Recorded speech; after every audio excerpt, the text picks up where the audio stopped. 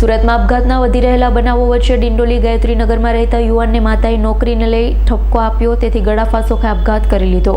સુરતમાં આપઘાતના વધી રહેલા બનાવો વચ્ચે ડિંડોલીમાં યુવાને આપઘાત કર્યો। સુરતના ડિંડોલી ખાતે આવેલા ગાયત્રીનગરમાં રહેતા 22 વર્ષીય રોહિત કાડરેને નોકરીને લઈ તેની માતાએ ઠપકો આપ્યો, જેથી માતાનો ઠપકો લાગી આવતા રોહિતે પોતાના ઘરે ગળાફાંસો ખાઈ આપઘાત કર્યો છે।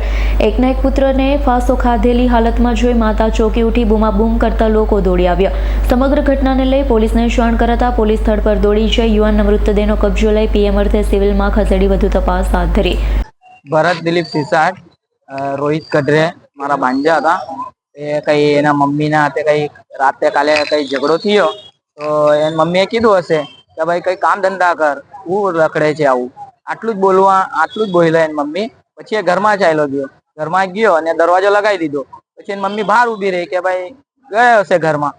પછી એની મમ્મીએ જોયું કે ભાઈ દરવાજો નથી ખોલતો, તો દરવાજો ખોલવા ગયો તો દરવાજો અંદરથી લોક હતો। પછી ગલીના આજુબાજુના લોકોને બોલાવ્યું અને પછી એને દરવાજો તોડ્યો, તો દરવાજો ખોલ્યો તો જોયો તો એ ફાંસી લગાવીને લટકેલો હતો। પછી ગલીવાળા મોહલ્લાવાળા એને ઉતાર્યું ને પછી એ જોયું એ લાવતા એ ઇન્સ્પાયર થઈ ગયો।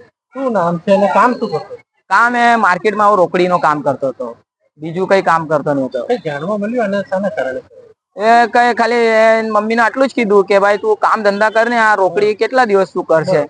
પછી તો એ એટલું સાંભળી લીધું, એની મમ્મીને કઈ બોલ્યો નહીં, ઘરમાં ચાલ્યો ગયો। પછી એની મમ્મીએ જોયું કે ભાઈ દરવાજા નથી ખોલતો, તો એની મમ્મીએ એને દરવાજો ખોલવા ગયો તો દરવાજા અંદરથી લોક હતો। પછી ગલીના આજુબાજુના આવ્યા, દરવાજાને તોડ્યો તો જોયો તો એ લટકેલો હતો ફાંસી પર।